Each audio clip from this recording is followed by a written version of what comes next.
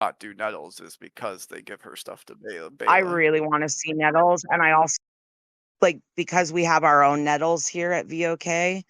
I really would love it if Nettles came out and was just as sassy as Elle, and just that would be my dream. She's because we've only had Nettles on page. I very much have Elle in my mind when I read now since Snow Eater.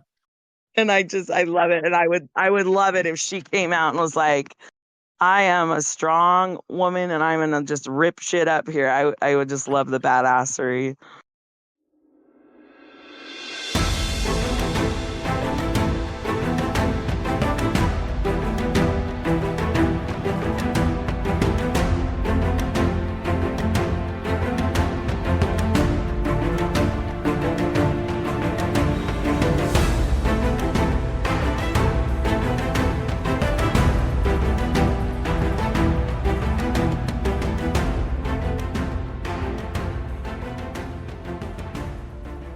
Hello, everyone, and welcome back to Vassals of Kingsgrave for another edition of our House of the Dragon DragonCast review podcast. My name is Adam, also known as drownedsnow on the internet, and webs and discords, and anywhere you can find us. And today, I will say that we have some loyal dragons with us in the house. I am joined by Michal. Hello. Inkasrain formerly on the Discord, but I don't know. I had to change my name for a professional thing, and now it's all borked, and I don't understand Discord. Anyway.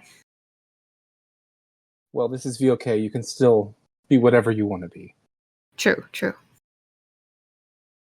Matt. Hello. Being our loyal green stan. Oh, yeah. Right. I was that, huh? Formerly Shoeshiner on somewhere. Long time ago.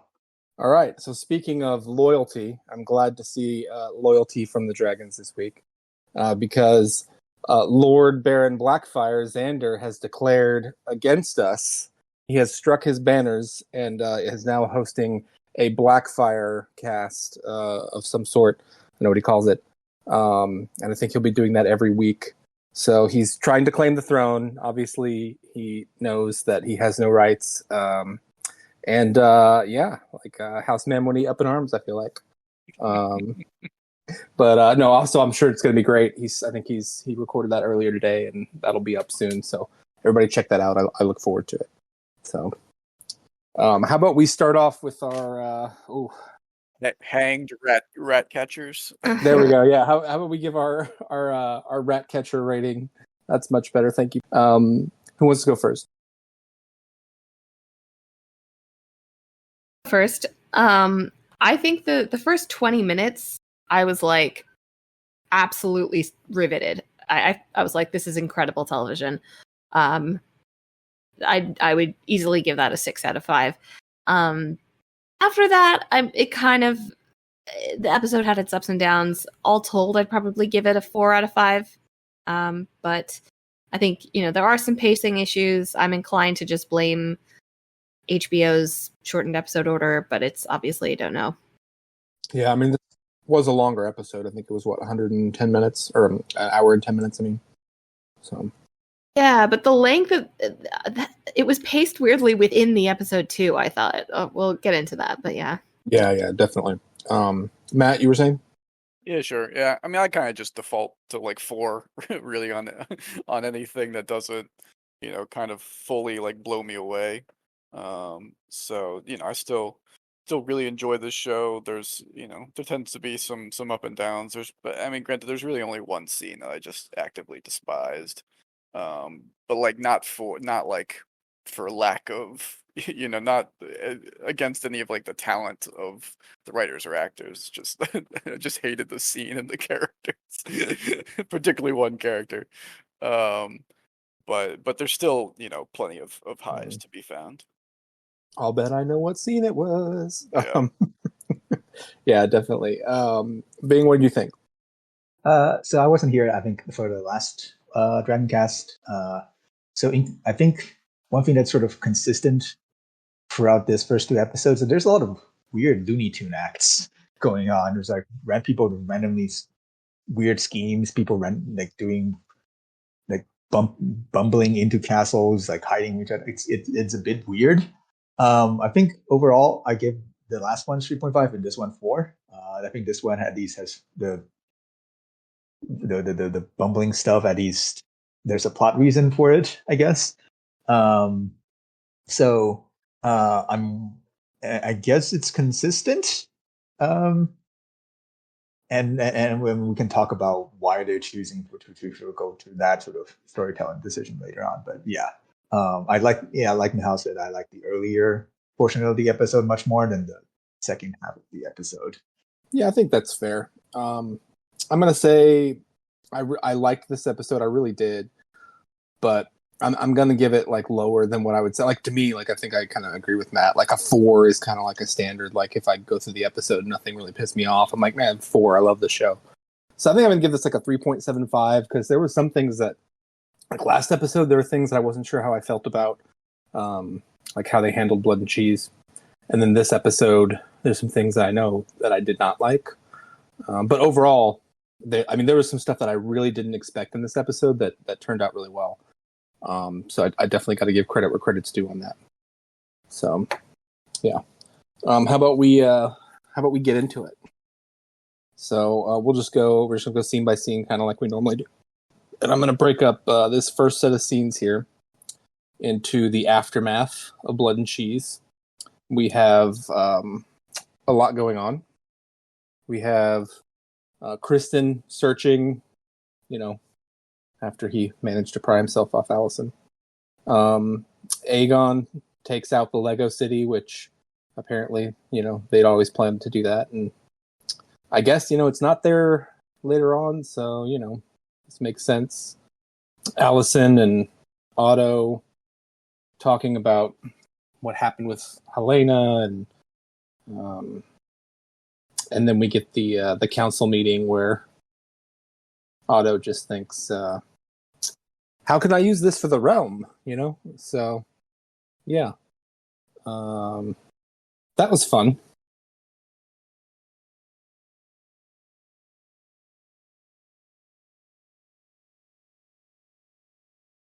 Yeah, the thing I didn't expect was starting, because it was like all week it was sort of like, how exactly are they gonna reintroduce us to the scene of this crime? There's so many elements that they could have gone with, but the choice to start with basically the hammer falling on the servants, I thought was really smart. It was a very powerful way of kind of immediately introducing us to a sense of chaos and fear that, like, otherwise I don't know that we would have felt, or I felt it anyway, because you just get the sense of all these people. First of all, how many people are working in the castle, but also like they have no idea what's going on, like they're literally just innocent people pulled out of their beds, clearly in their sleeping clothes, and are suddenly all like horribly suspect.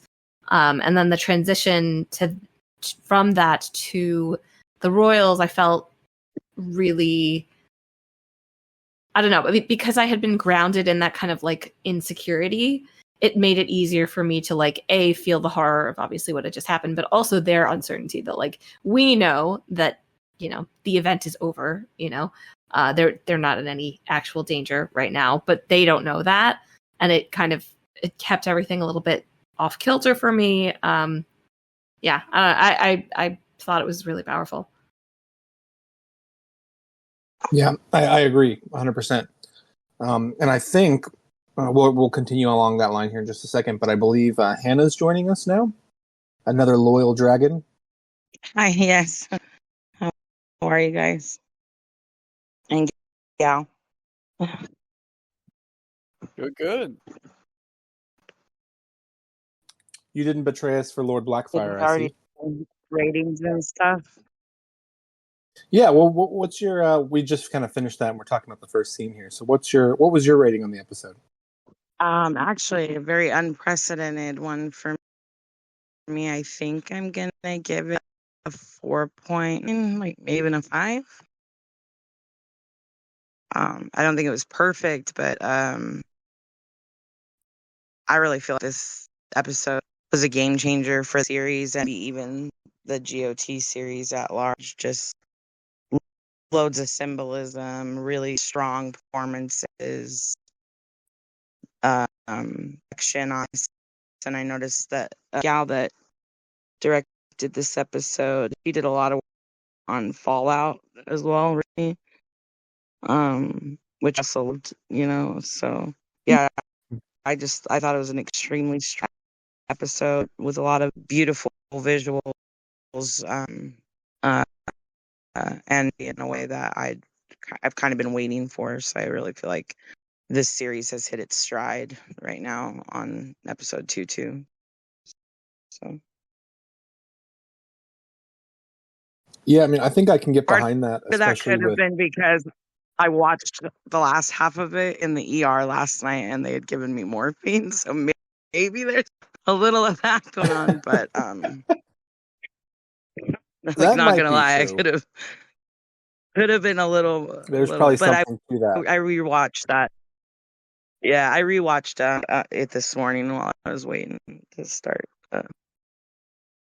I mean, you always have a better time with the movies when you go in drunk, right? So yeah, but yeah, I think I can definitely get behind that because one of the things I think most of us are going to agree on is that they gave certain characters a lot of things to do in this episode, personally, that I wasn't expecting. So, and we're gonna touch on that here in a bit, but I do think that like they showed a commitment to maybe not making some of the characters we don't like or don't want to like, not making them so one-dimensional, which we'll see how that works out. But I mean, in that vein, it's like, Aegon's rage destroying, Valyria, right? Which, how did you guys expect he would react to this? I mean, that's about right. I mean, did you think he didn't seem very connected to the kids before? Right. Yeah, I don't know. I don't know that I expected this. I think when he says something when they're in the council chamber, it was like, Jaehaerys is my legacy. And also, like, I think he's still using the present tense at that point, which is heartbreaking. Yeah. But like, to me, I feel like I think they could have like grounded this, like maybe one scene with him, like as a wastrel, like as opposed to like hearing more about it than seeing it in season 1, would have done some work here. But I do think you can genuinely see that the guy has been changed by this experience of being crowned, and he is like, not that he's been made a good person or a good ruler or anything like that, but it is suddenly something that he is taking seriously. And I think he takes his heir seriously in that context. And I can almost imagine this being like the first time that he was like, this kid's kind of cute. This kid is going to be a mini me, even though like I'm not 100% sure that child was capable of forming sentences at age 4. But like, yeah, I feel like it was his emotional introduction to fatherhood that has immediately been brutally taken away from him. So you would say more fucks are being given. Generally, yes. Yeah. Overall, I mean, Yeah, it was. But that's true for everyone. It was an interesting mix of kind of the general distraught being distraught for losing a kid, but like also mixed with like he's talking about his legacy and his heir, and he doesn't want to look weak, and so it's a bunch of things jumbled together, some selfish and some not, where it's an interesting mix, although granted destroying the model set was a little on the nose, but whatever. I'm really sad that the Lego set is gone. How many years have Viserys put into that Lego set? Yeah, seriously. It's just gone now. But yeah, no, I agree with I think when Game of Thrones got bad, the TV show, there's crazy storylines that go haywire and all that. But one thing that really got bad was the character writing in the latter seasons, in which I think long time ago, what I said was a lot of these people were reduced to essentially repeating Wikipedia entries of themselves to each other as their form of dialogue. So these people, like all those people, just became super one-dimensional. So I'm glad to see that, especially with Aegon, that they're adding dimensions rather than shrinking them over time. Yeah. I felt like, if you guys talked about this last week, but I did find it a little bit of like a whiplash thing with last week's episode and being like, I'm a good king all of a sudden, and we had kind of been kind of a fuck boy and really entitled, I did think it was interesting how last week they sowed the tension between him and Otto of like, we'll give you your sheep back. And he's like, no, we can't do that. We need the dragons for war. So it's like he tries good, he tries to come correct, and then immediately kind of gets slapped by it. But it was,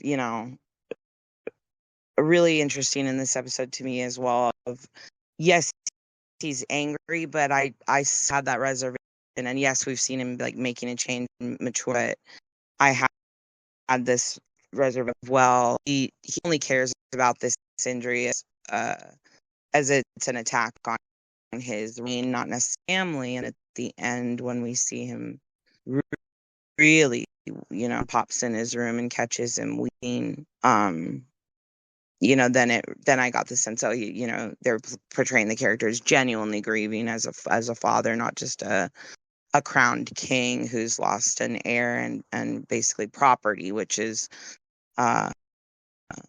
obviously that death being propagandized in this episode was devastating. Another way to sow conflict. And Aegon's against that. Right, exactly. And obviously as Lena, for like many reasons, obviously she's anxiety going, and she's obviously distraught. And if we look at the text as well of how, it said like she never truly survived. Yeah. But the symbolism smashing and I was just like, I don't do like, yeah, I'm in the chat like it was a mint, it was never taken out of package. What are you doing? For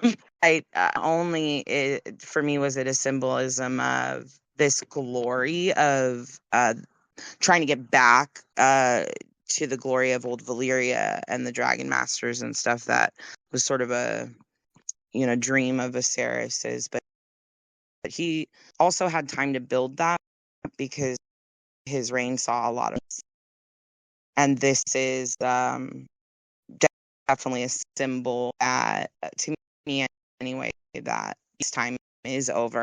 They will never really see quite the same kind of peace again, at least not while dragons are prevalent in the world. The other thing, I don't know if you guys caught, and maybe I'm reading in this, I saw somebody else say they pointed it out as too, but they were like maybe I'm reading it too much. But the costuming with Aegon, his lit is not buttoned in the scene where it's flipping out, and his it has a golden dragon on it, but where it becomes unbuttoned, the dragon is split in two right over his chest. And I thought that was done intentionally to show like heartbreaking, but also now this fissure in his family. I bet that was. Yeah, that is a good visual. This is such a tiny detail that doesn't matter, but I was a little bit annoyed that Alicent was dressed in the in the council scene. I don't know. I appreciate characters being disheveled, and I appreciated Aegon barely being dressed and like in his undershirt, like in the room. I don't know. Mm-hmm. Yeah. So the fact that she had like time to get her dress on, I was like, I don't know. I don't know it's necessarily that she had time, but that she had to make time given like where she was. She's like, I need to show up like being put together, and no one can think I was riding the coal, like. Right. But then Cole got into his armor real fast. He is in that armor. Oh yeah, he was like, I'm about. Yeah, it's like a little too quick, the timing doesn't seem to. What do you think about the propaganda aspect? I mean, I think this is why Otto Hightower is a son of a bitch, right? Right. But Alicent's very against it initially too. Like everyone kind of has this visceral reaction, and her and Aegon are both like no, and she very quickly is like, actually, maybe we have to do this. I don't know. Do you think that like part of that is the guilt she's feeling, deflecting, or? It is a practical move. I mean, it's and gross, but politicians got to be politicking, right? Like, leave no tragedy, untaken advantage of. I can't remember the Never famous let a quote, crisis go to waste. Yeah, Right. it's basically that, and like he does say, and it's a very disgusting thing to say to somebody in this situation, but it's like Jacaerys's death will do more for us, advance our position more than 1,000 knights could do getting sent to the meat grinder Yeah, for but us. isn't he like? But isn't he like, oh, this is my grandson, bro? Like, this was my grandson. No one loves my grandson more than me. And you're like, bro, it's not your grandson. He essentially sold his daughter. Your great grandson. Like, yeah. Yeah, and Alicent's the one that goes to Helena. Going on. I don't know. What is it? What is it she says that like like the people want to know us, and she's like, well, I don't want to know them. Like, I'm the queen. Like, I don't. Like, can I not be like sad and like stay here? And I think it's telling the way that the blacks and the greens both respond to these things, because in a way, like, the blacks respond in a much more emotionally healthy way, as far as grieving as a family, holding a funeral for privately, even though they can't hold a real funeral, but they don't take advantage of that. It doesn't sound like that many people outside the families, the Greens and the Blacks, even know that Lucerys is dead. Maybe the royal, the great houses have found out about it. Yeah, whereas the small folk aren't getting the memo yet. Yeah, they are, and they are definitely not crying over Lucerys Velaryon. And as opposed to, I mean, to be fair, the optics are literally perfect. I mean, it's a stroke of genius to have this basically baby, paraded through the streets like this. It's very, very canny. But at the same time, it obviously causes tremendous distress within the family. Helena, not to skip too ahead to the funeral, but Helena basically has a breakdown. And even Alicent, when she agrees to it, she's kind of like aware that this is not emotionally optimal, but she's kind of like, we have to go along with it. Yeah. No, I mean, well, let's do talk about that, because the next set is, you have Larry's torturing blood, you have the funeral ride, you have all of this going on before we finally get to a scene with Rhaenyra. And I mean, as they're running through the kingdom, it's not just like, I thought Otto was like, let's make sure everyone knows Rhaenyra did this. We're going to put the word out. We're going to let them see the kid. Like, literally, people are walking behind them being like, this is the work of Rhaenyra Targaryen, just so you all know. Like, which I guess is probably how you would do it then, but I was not expecting that. I was like, damn, Otto. Yeah, to have at the funeral procession, that was... Yeah, and did anyone else think the head was going to fall off? Oh, God, I wouldn't have been surprised for... And that was very dark. Like, at first I was like, oh, she's trying to like comfort her and tell her to keep it together. But I honestly think Alicent, at least in this series, is being portrayed as someone who struggles with their mental wealth. And I feel like she's grabbing herself down more to comfort her. I feel like she knows. I mean, Helena almost gets out of the carriage, like, and I'm convinced that there is more to this scene that has not been, that for some reason was cut out of the episode. But like, Helena is clearly having an extremely difficult time, like even seeing other people's grief, which makes sense as, I mean, even if you have stable mental health, but are a very empathetic person, seeing other people in extreme grief is difficult. And I think the combination of circumstances for Helaena. And by the way, we never fucking see Otto even like look at Helaena. But like, which is kind of grinds my gears. But like, I think that she was basically about to have a breakdown on that carriage, and not that Alicent wasn't, but I think Alicent is like, one of us can have a breakdown, but only one, and the other one has to keep it together. Yeah, it was. I feel like there was an interesting like tension here where I was kind of waiting for something to happen, and so like I'm not as focused in on like perhaps what the intent like of the scene was to just be kind of like an emotional snapshot of these two characters like trying to hold it together.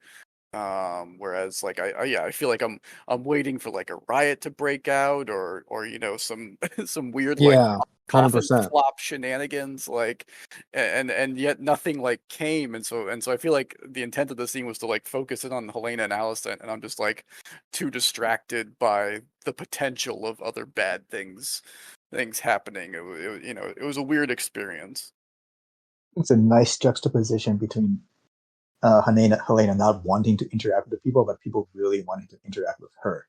Because, and we don't know how the show is going to do this later on, but we know, at least in the story, that she herself would later become a symbol of Rhaenyra's cruelty, right? Not just the prince, but herself, and later what would happen to her. So I think this scene is not only just showing sort of the emotional aspect, but there's probably some setup going in the long term. Two points there. Like one to Matt. I think that's kind of the point of, yes, you are like waiting for this other shoe to drop, like a riot to go off. But I think it really underlines that tension building in you is like the horror of the horror of what is actually happening is way worse than a potential riot. And then to Bing's point, the juxtaposition of here we are in this particular moment, and nope, I'm sorry, I lost it. I had a good point and I lost it. Maybe it'll come back to me. It was about the juxtaposition between that and I think something later in the episode. But we'll get there. Sure, and I feel like personally I might be at fault with when I'm like watching Helaena. I'm always like looking perhaps too closely for like potential like dreamer stuff that never like really comes. We did get it though. Oh no, I just mean like of her saying more stuff, which I don't think she did this episode. Oh yeah, but she did say like this was for him, that shroud she was sewing. Right, yeah, was that the thing she was sewing from last episode? I think people were speculating about that, although whether that's what she was actually what she was actually doing, or whether it was conscious, or I don't know. There's still a little question about that, but yeah, I feel like maybe I'm focusing in too much on other stuff about Helaena when I just should kind of be watching her without all this extra noise getting in the way. Maybe I think you're right on the money though too. Like I didn't get the whole tapestry opening thing until this episode. Like now I'm like, oh, it's her needlework is I think what it's supposed to be. Oh. Do you know what I mean? Because she's sewing that shroud for Jacaerys in the last episode. Then she says to her mom, like, this was for him. She was already making it, like she knew. And then when she talks about the rat catcher, she looks straight at his bed. And then I thought, oh, I think that tapestry in the beginning is supposed to be hers, and maybe we'll see it grow over the season. Like more will be added to it. That would be interesting. I mean, they talk about it in the behind the scenes, like house that the dragon built or whatever for the first episode, like her chambers, she's got like doodles and stuff all over the walls, and like some of them are like, you try to get a closer look, like, hey, wait a second, like some of them look like they might be significant. So, or just maybe just Easter eggs, but. Can I bring something up? Potential spoilers for next week? Did we? So I subscribed to my Max on YouTube this time, because I don't want to get another app on my phone, and I'm lazy. And it didn't do the inside look. I had to go and look that up separately. And I also didn't see like next week's scenes, but are we gonna get Bitterbridge with Maelor there? Or did they just skip over that? Maelor doesn't exist in the show, I believe. Yeah, he does. Okay. Not that I want like another, dead kid on our hands or anything. But Daeron does, and we'll get there. Well, but I feel like it's that part of the story is more significant for like Otto's role in it and stuff. And I think for the next on episode, they're definitely doing like Harrenhal next episode, and then my guess would be that Rook's Rest is episode 4. I think so. Yeah. Speaking of that, did you notice there was a shot of Aemond, and behind him there's a tapestry of Harrenhal during the time of the Conqueror behind him? Oh, interesting. Yeah. All right. Moving on. We finally get to Rhaenyra after this. I think this is a significant portion of the episode here before we get back to the Blacks. And Rhaenyra's council is discussing how shocked she is to be accused of this. They're telling her that word is spread that Rhaenyra was responsible, and she's like, I got nothing to do with this. It's crazy. Then, of course, she talks to Daemon, who's like, well, she looks at him first and then is like, all right, everybody, in private, sort of thing. Although that never gets said, but they share a great look. And then he's like, no, I didn't have anything to do with this. I mean, I set some people to go kill Aemond. Like, I totally 100% said Aemond. And then they have a very, very intense argument. Yeah, it seems like their relationship is maybe going to break sooner than I would have expected. Seems pretty broken. Yeah, it's essentially broken now, where he's just gonna fight the war his way, and they're gonna kind of be two separate like cells of the war, just kind of. Yeah, doing he's not gonna come back home because he can easily do that on a dragon, and there's not gonna be any like slow building of her mistrust for him. I mean, it's interesting because he says pretty much all the right things, and then when she's like, do you support me as queen, and he's sort of like, man, I've already said I did, and just kind of like at that point is like done, and then they kind of break it off, which is unfortunate. And then who is it, Bela comes in, and she tells her to go keep an eye on King's Landing, but like way far away.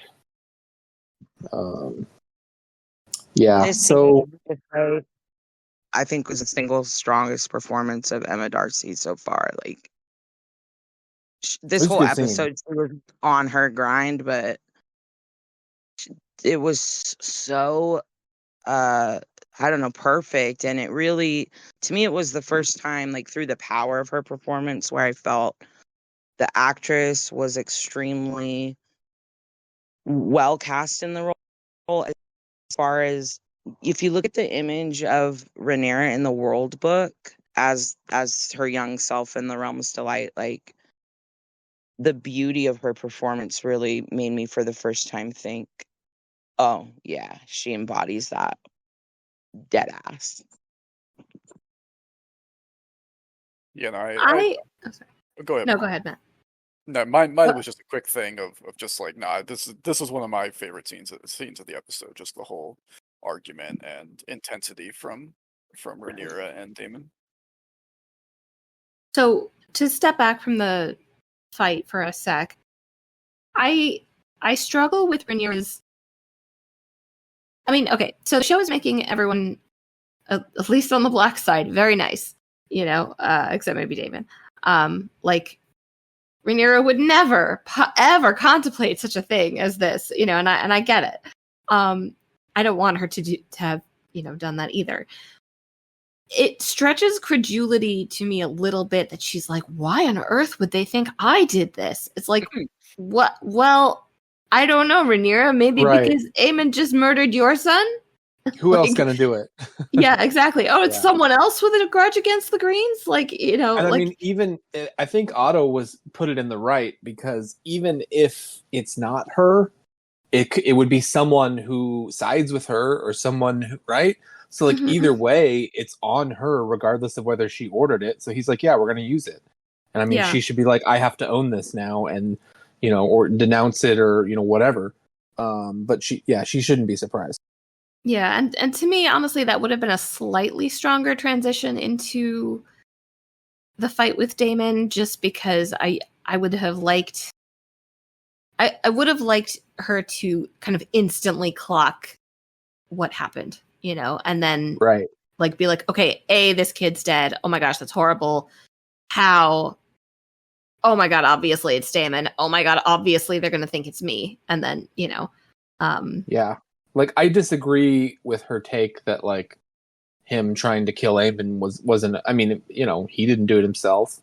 He didn't put much at risk. You kill Aemon, you take out Vhagar. Like, it makes a lot of sense. But she immediately was like, somehow you wanted this, like she says a son, right? So, but he never said that. I mean, I think that maybe I don't know. No, he did say that. If they shot that, they took it out, like maybe for this scene. I mean, in the books, I thought it was her. But yeah, she's like, well, if they couldn't find him, what were your orders? And he didn't, at least in the episode we saw. He didn't, but they got the phrase "a son for a son" from someone. Yeah, right. I think it's pretty clear cut that he answered that. Like, it's different from the King for the Day thing from last season, where I feel like that could be more of a toss up. This one to me was very clear that when his answer to what if we can't find him was a blonde head. Yeah, bring me one of the other sons.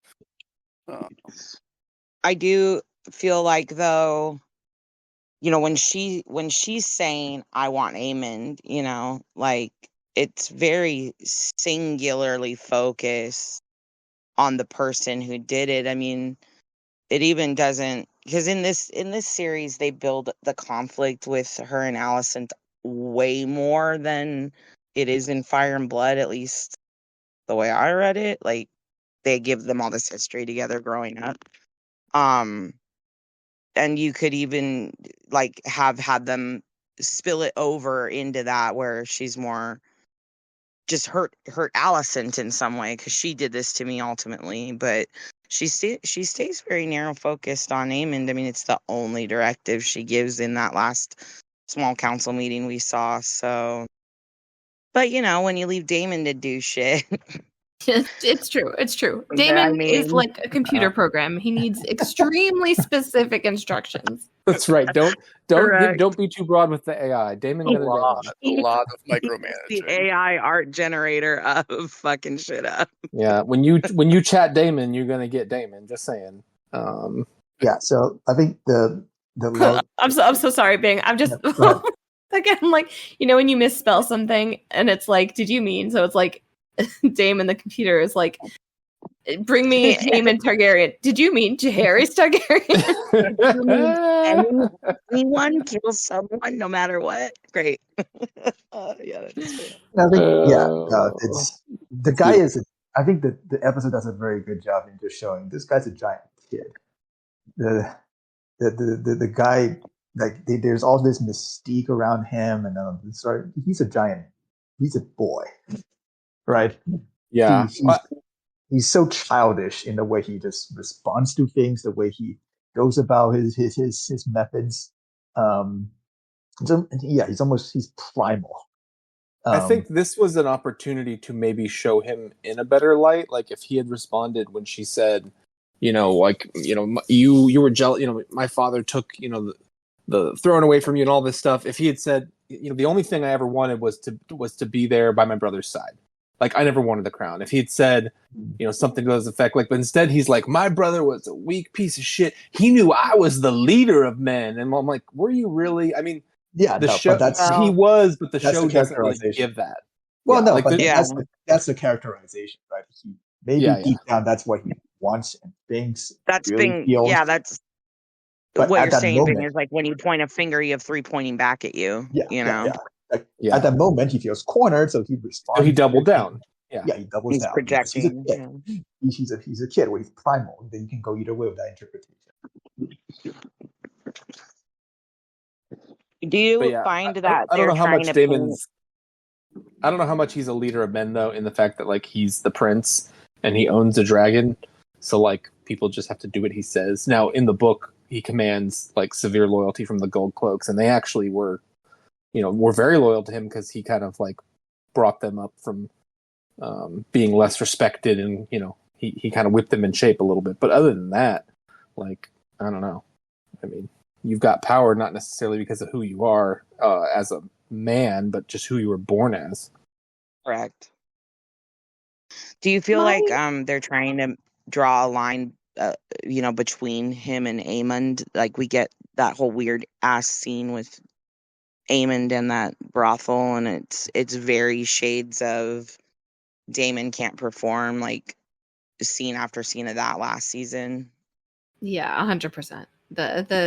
The point, I think, of both of these characters is to exist as mirrors of each other, more on Aemond's side than Daemon's, but I think it's just too easy. I mean, they have the same name, they both kind of look like, I don't know, Warrior Barbie. It's yeah. Warrior Ken without the genitalia as would be anatomically correct. I'm not sure. Honestly, when Aemond was lying there, I've rarely been as disgusted as he looked like a chicken leg, like a raw one. Yeah, we're gonna get back to Lord Voldemort's fetus later, but can we head back to King's Landing here? Yeah, really quick. I think that was a good point though that you made. I'm not sure if you were trying to, but like they're the same side of the same, like two sides of the same coin, and then that also brings symbolism with like him finding that coin later and like holding it up over his eye, like. Yeah, and just to say, I mean, I did think that the fight between Rhaenyra and Daemon was exceptional. I also thought it was too long. I think there were definitely some stops and starts and circular motions in the middle of the dialogue that could have been tightened. But yeah, Emma Darcy is just like, they are just, I mean, yeah. Can you imagine finding someone who goes up against Matt Smith in his like peak power and just crushes it like this? Paces him. Yeah. Yeah. And maybe it's because she's playing off Matt Smith, and it is Matt Smith that she's got to play off of in that scene. It's like if you're a somewhat good actor, but you get like David Tennant to play off of course that your game is just going to step up by being in proxy to them, or proximity to them. Beast mode for her.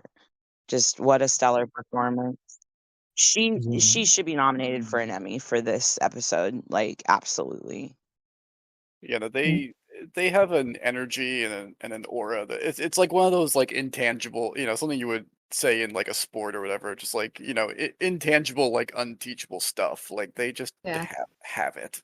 Yeah, no, Emma Darcy, they I think that when you mentioned it seems like this thing is going too long. I think the directors themselves seems to be caught into this a little bit. They're showing a lot of these long scenes, right? When Emma Darcy is just looking out into it, because it seems like they've fallen in love with their acting a little bit. I think that might not be wrong, and I can't blame them. The directors, they're extraordinary.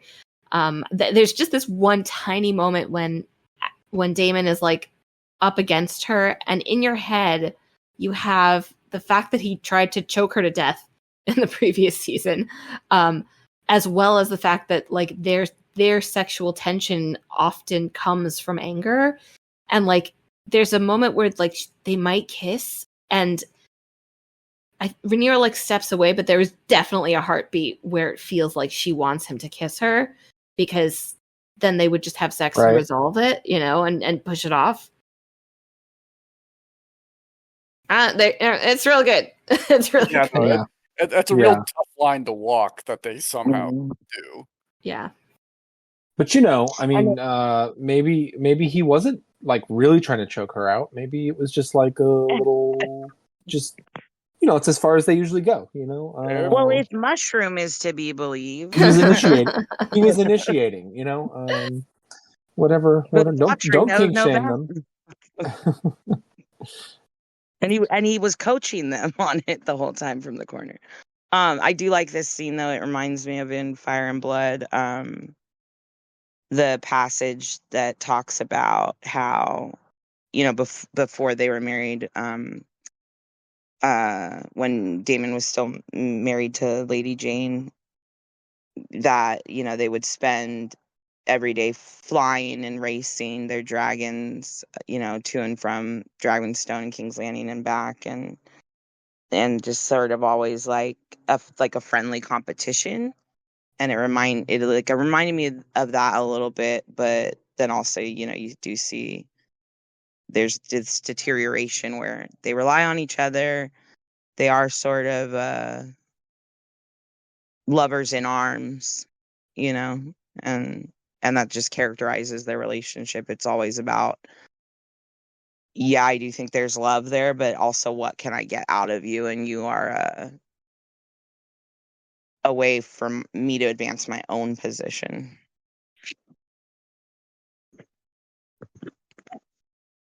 I mean, look, at the end of the day, this is all of a piece with the personal as political, which I think, obviously Game of Thrones did that really well, but I feel like in focusing on a family and literally keeping it in the family, House of the Dragon has the opportunity to really kind of play with that idea, and I think, just the funeral is an incredible example of that too. It's kind of one of the structural themes of the whole show, and I always love it when they kind of nudge it to the fore a little bit.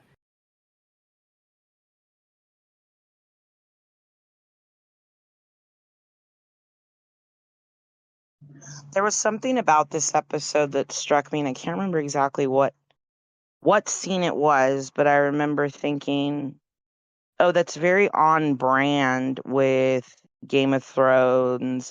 I can't remember if it was around the painted table or something else, but it was like, here's a scene in a really dark moment around one of these, significant set pieces, and then,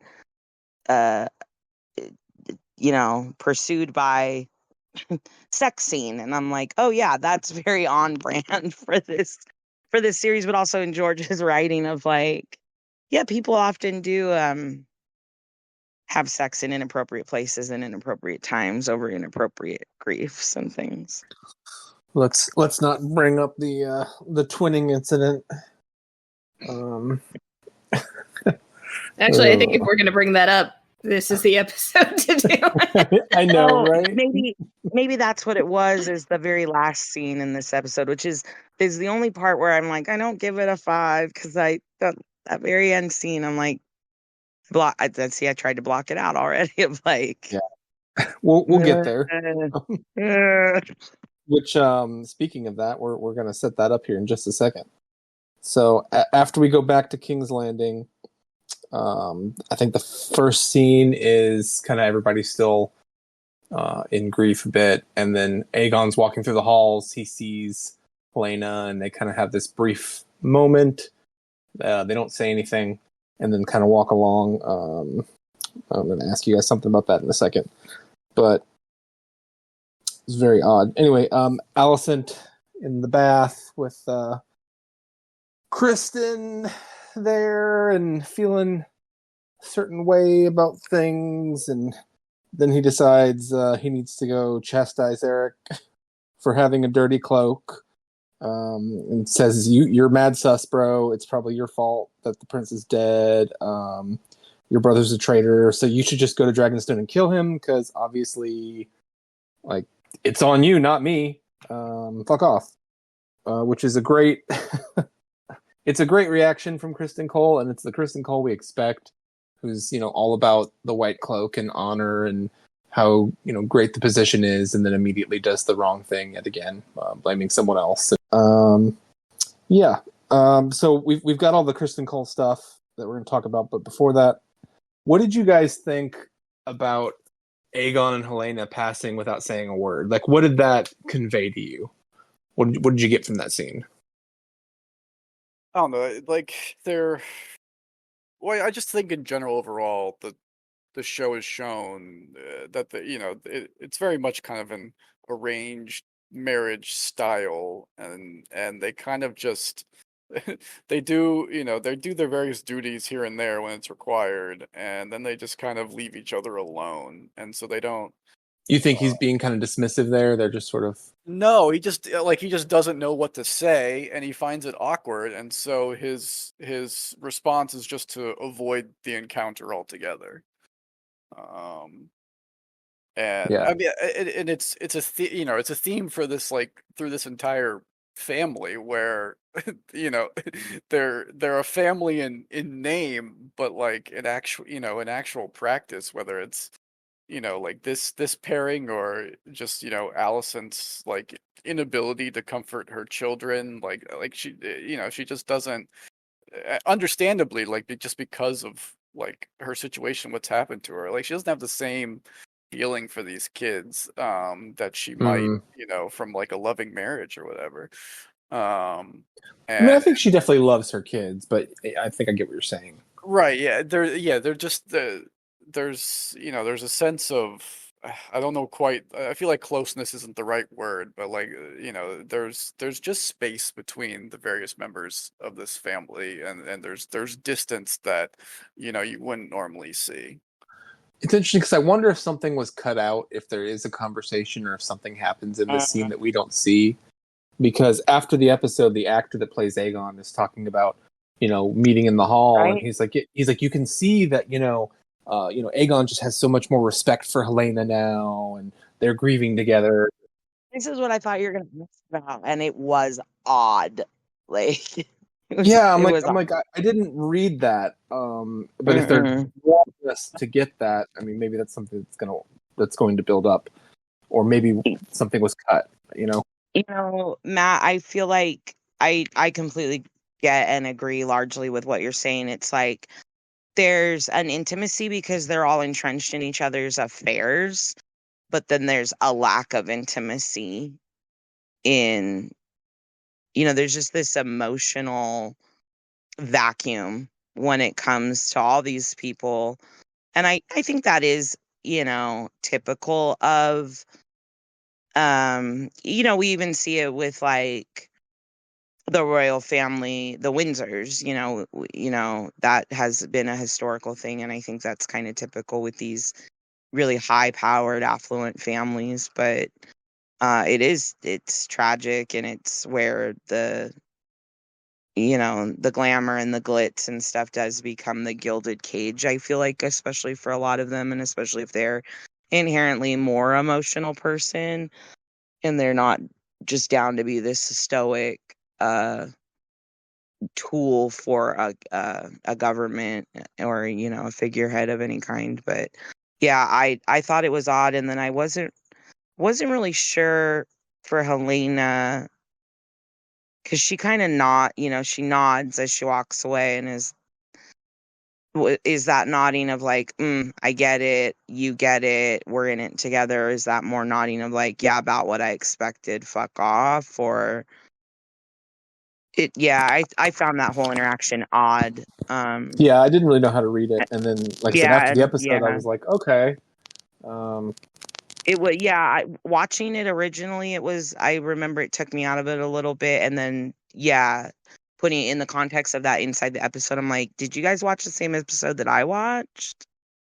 So I found that very odd. Adam, you're right. I definitely did not read it as companionable or sympathetic in any way. I 100% read it as this is Helaena, like, again, kind of turning on her beacon, like, hey, I'm drowning, I need a life vest. And Aegon just being like, I can't deal with you. And the nod to me felt very, like, almost like she had, I mean, emotionally expected it, but possibly even, like, prophetically expected that she would be disappointed in this. Because it doesn't seem like they've ever taken any emotional comfort in each other. Yeah, it really doesn't. It really doesn't. I mean, I can get that they're both grieving in that scene. I can see that. I just didn't see the connection. And I mean, I hope it comes. I hope we get some scenes like that. Well, that would be a twist, right? When everyone's like, "Oh, Aemond and Helaena," and it's like, "Not actually." Like maybe Aegon's actually going to try, because they like I said, they gave him some stuff this episode that I was not expecting, that we're going to talk about. Then, but like part of me watching it was like, well, he's going down the stairs. He's surrounded by people. Like, he looks like he's on business, and and it's weird that she's just by herself. Like no one's with her. No one's comforting her. So I'm like, maybe it's that he was busy and he didn't stop and look at her. At least it's not like he just blew past her. Like, I don't look. But it was, the staging of it was odd, and I wasn't sure what the message was necessarily supposed to convey. But then, I mean, the only thing I could argue is maybe it's to demonstrate this coldness earlier in the episode, and then by the end, we're seeing that he is deeply entrenched in grief sickness. He's sobbing, he's weeping. But he can't show it in public, or can't show it to her,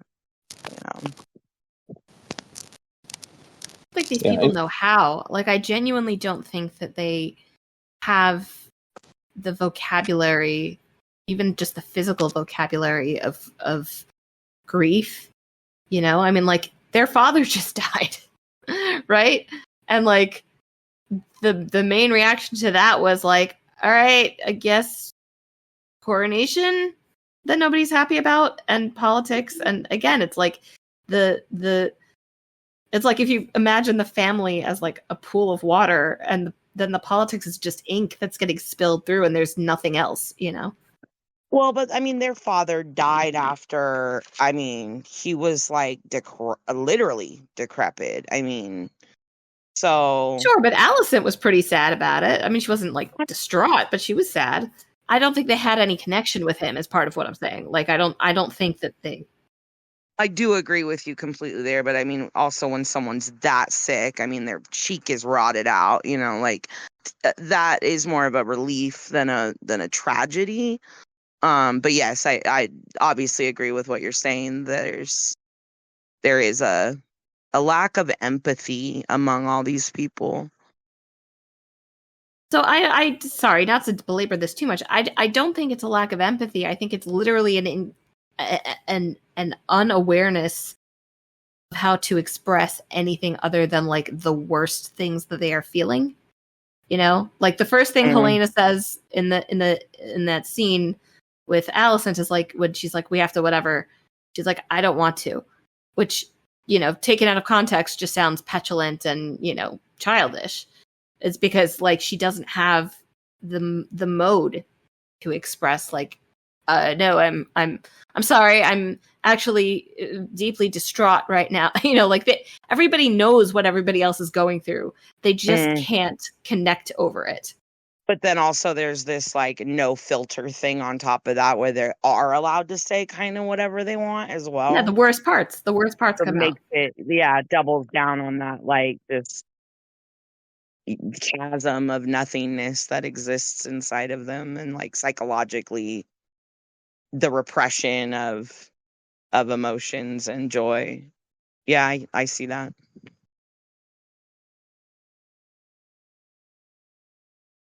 Like Arrested Development for all of them. It comes from Alicent being in Arrested Development, which is a lot of the reason why she's sleeping with Cole, is because she's literally never been able to do anything like that in her life. And, she had a crush on him when she was 15. And like, this is blossoming of her youth 20 years too late. But even like being said earlier with Daemon, like he's a child, but so was Viserys. That's why he was more concerned about playing with his model train set than he was with the governance of his kingdom. And, he would ignore warnings of war and, it's all good. Everyone will sort it out. Boys will be boys. Like, doesn't matter whose eye got put out or, who killed whom. Like, this is supposed to be. As the king, he was able to be the final word.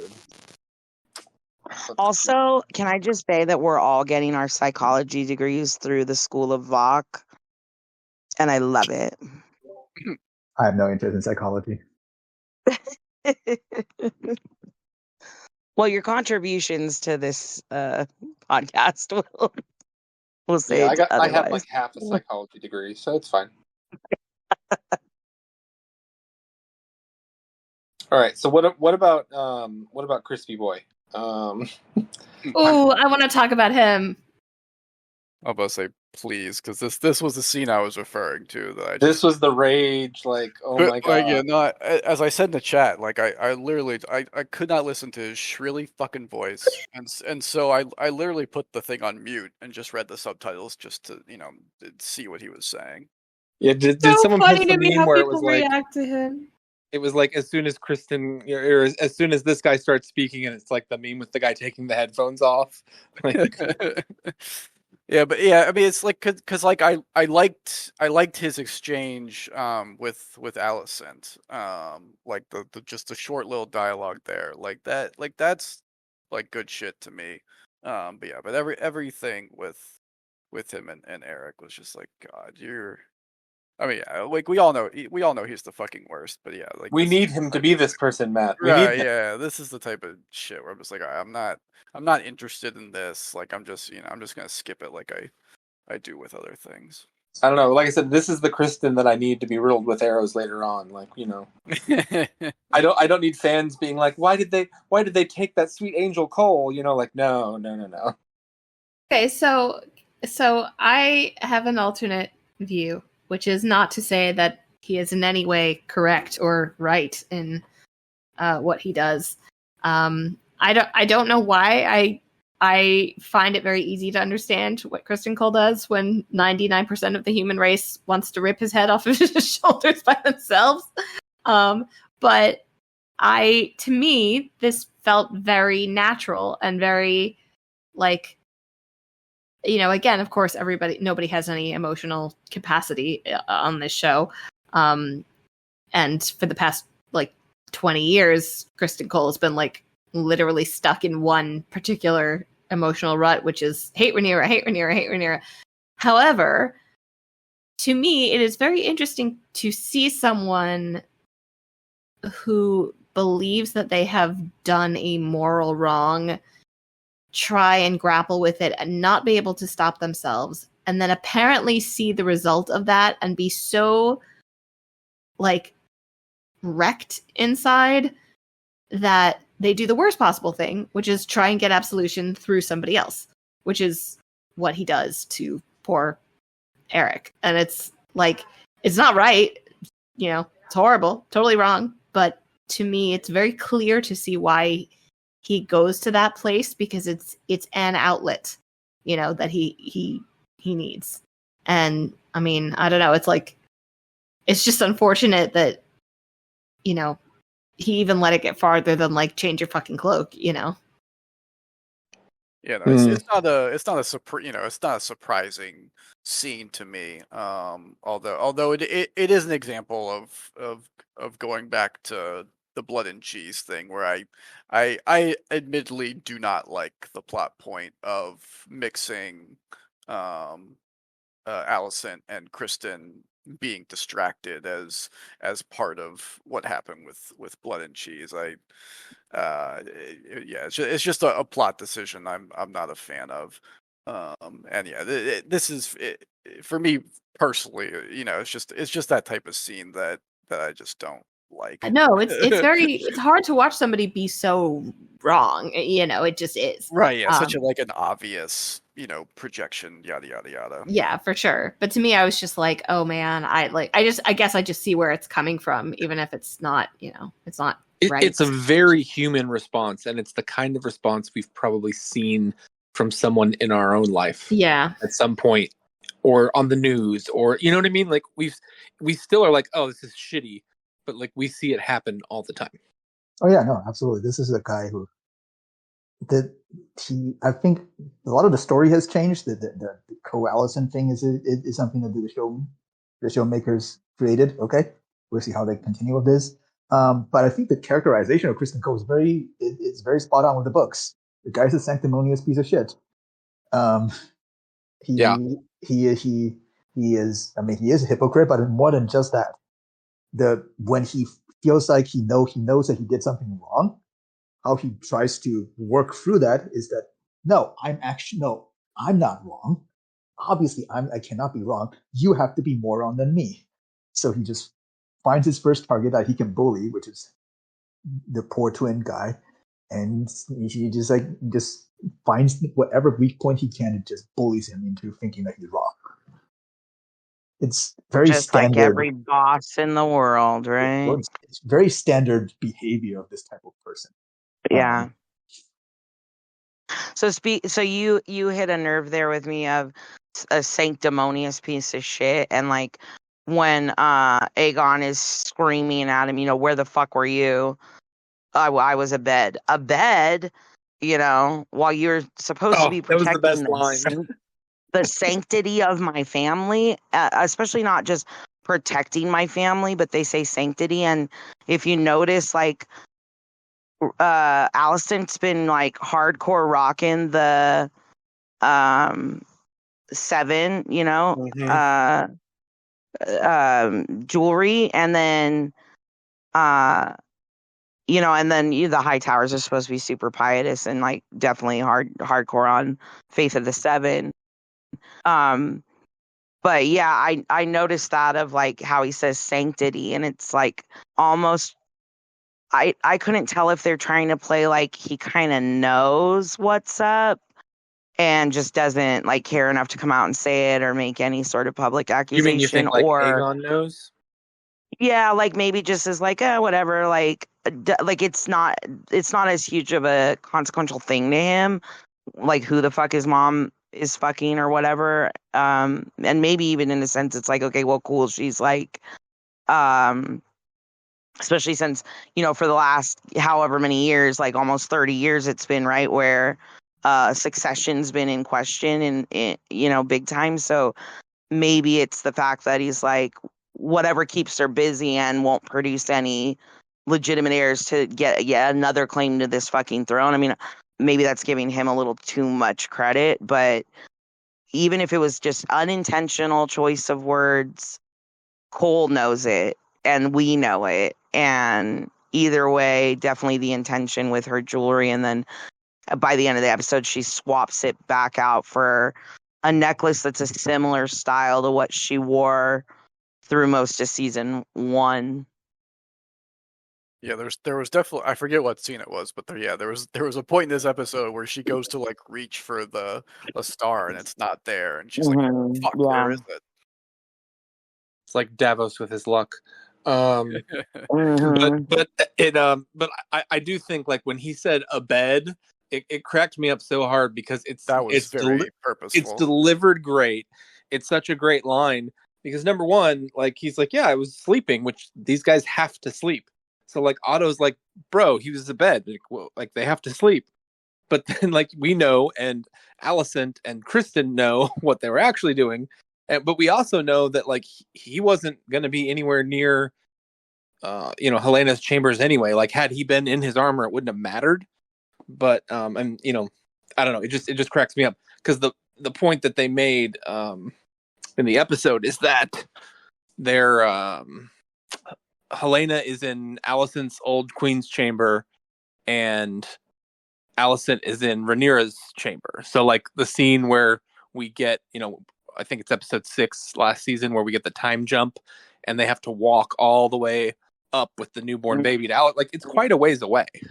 So if he's supposed to be guarding Alicent, basically someone else has to watch. It wouldn't really matter, but it's such a biting line. You're like, ooh, does he know? Like, what's going on? Like, if only he knew. Like, right. Well, and the fact that Cole has the audacity to even answer the question. Do you know what I mean? In any kind of like defend, instead of just saying, like, "I'm so sorry, I self-defense failed way. you." Yeah, I'll be exactly. better. Like, yeah. I would have, I mean, honestly, if it were my kid, I probably would have cut his head off right then and there, like, just But out the of thing is, fury. I feel like this is somewhat undercut just by the show's lack of like detail. Like I rewatched the blood and cheese scene again, and like there's a couple of flips. Oh, here's the thing.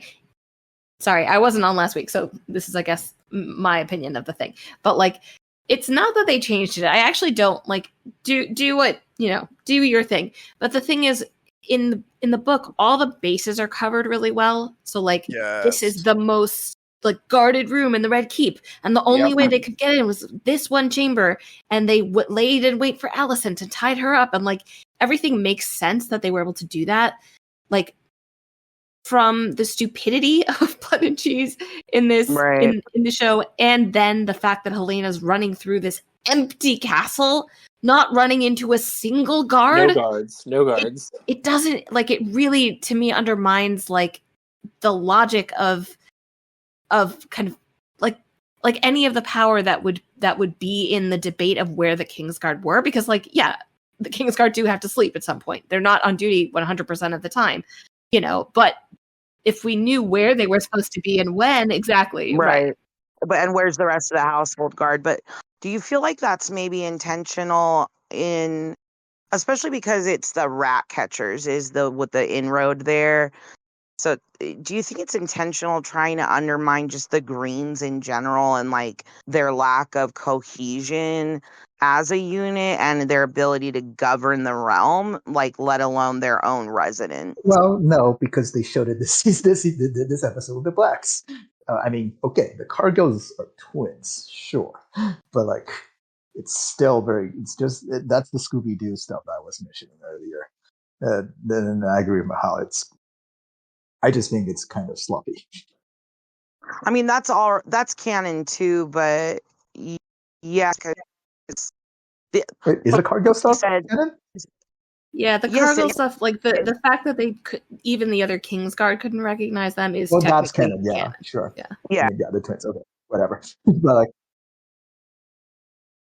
I don't think he makes it as far. Well, I mean, the details in Fire and Blood are very vague. I mean, this is one of those plot points that was like.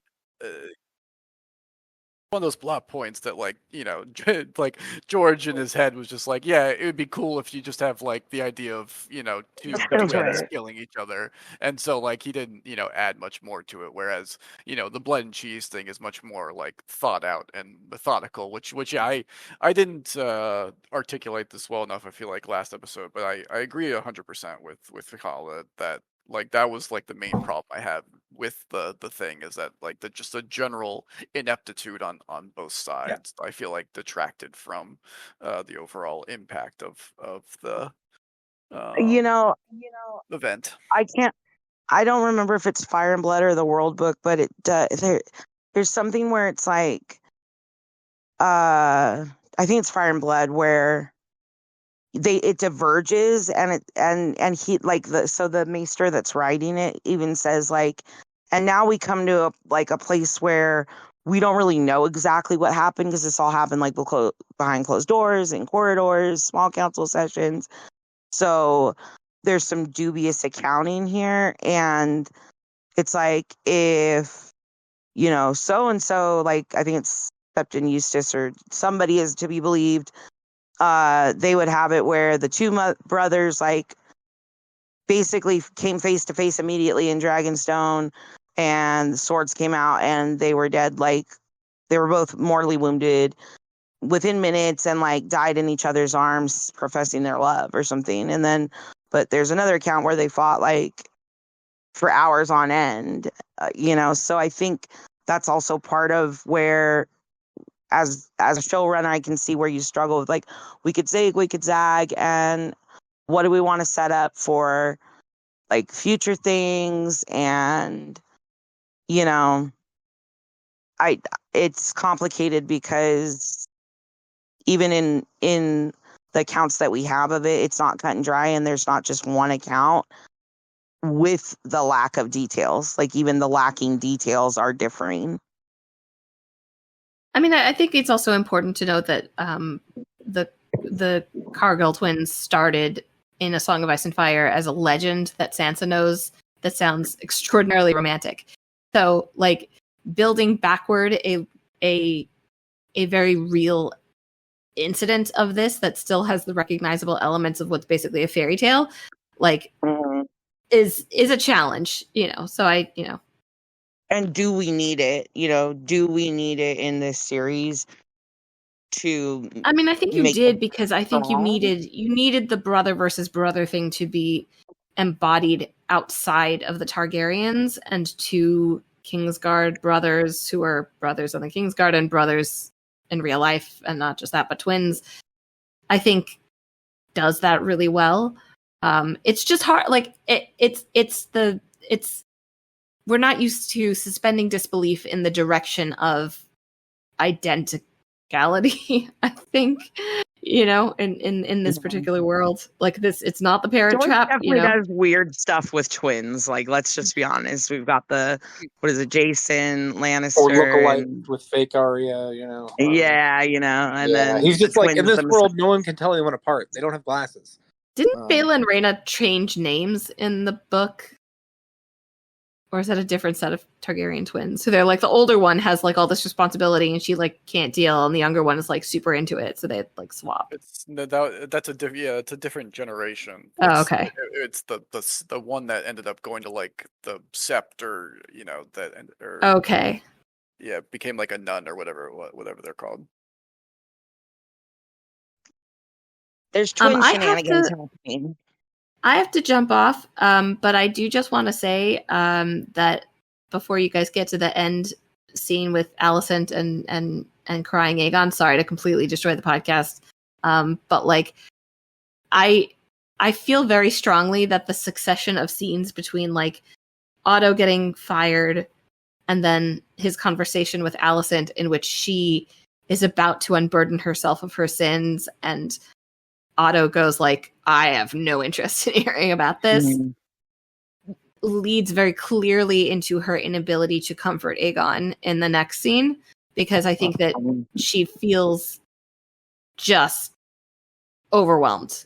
Like she has no other partner in this, and she is like, it's beyond her capacity to, I think, stretch as far as Aegon's grief, which sucks, But that was how I read that. Just wanted to put it out there. Interesting. I like it. I think that's also why she hooks up again with Cole, because at that point we're firmly in the like, I think I'm doing a horrible sin, like territory. And I think she needs somebody to lean on, literally. Yeah.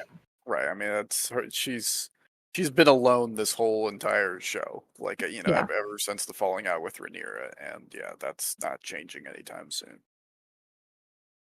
Yeah, right. And I mean, we all need somebody to lean on. So, God damn it, Adam. All right. Anyway, thank you, Michal. No worries, guys. Hopefully, we'll do this next week. Thank you. Talk again. Bye. All right.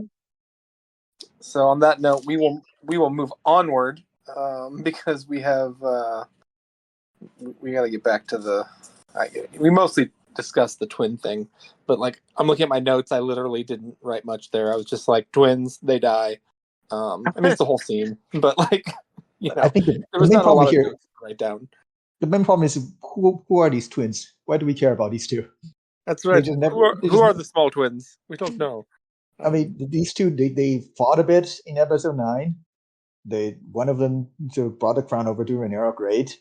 And then this episode, and they died. They have no character. They're twins. I feel like they needed to be they needed to be on the show longer before this happens, but their death is important for the conflict, like she was saying, because you have like the brothers' civil war thing.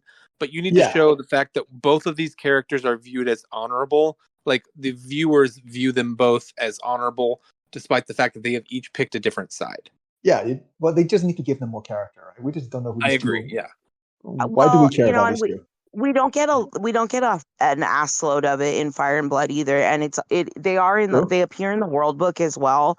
But I do think it's a device that George is using to double down on, the kingdom split in two. Like it would literally bring brother against brother in the lesser lords, like not even in the great houses, but the lesser lords and petty lords. Yeah, that's fine.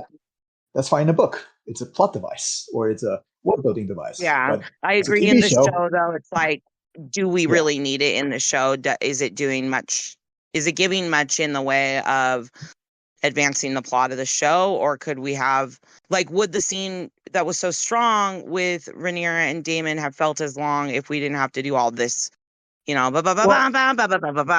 in the hallways of Dragonstone and that kind of stuff? Yeah, no, that's the Scooby-Doo shit, right? Who's got the helmet on? Who takes it off? Right. I do feel like when he sent him to Dragonstone, I was like, okay, so next episode we're gonna see that. Like, I did not expect this to be resolved this episode. Right, and then why have the White Worm make it a point of her picking up on it and being like, a moment, please.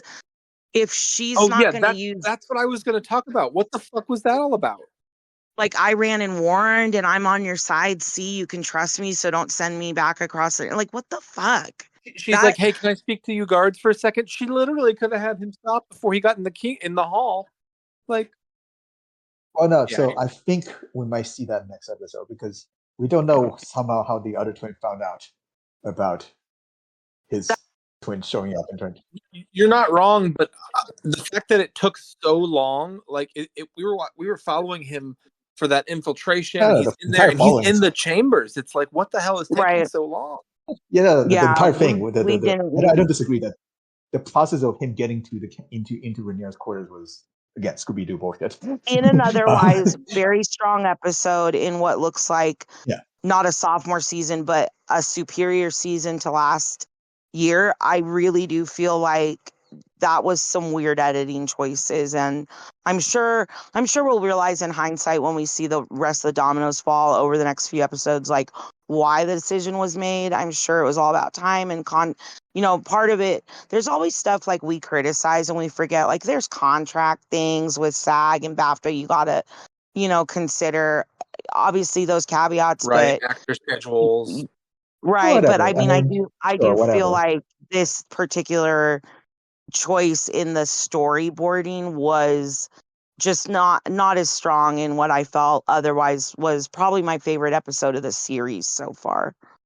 I guess no. So I think we haven't talked about Mysaria, right? Yeah, that's her name.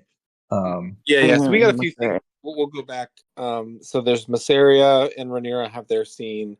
We get the Valerians, or the Hulls, and then the sea snake in bed, and then Adam sees smoke most likely, and then everything with Aemon in the pleasure house, and Hugh talking about how hard making iron right now ain't getting paid. I think one point to make on I know I'm the green supporter character on this podcast or whatever, but I did mention my real allegiance is with the common folk in that story. And I know, but here on DragonCast we support the true heir to the throne. I correct the kid. I forgot it. Anyway.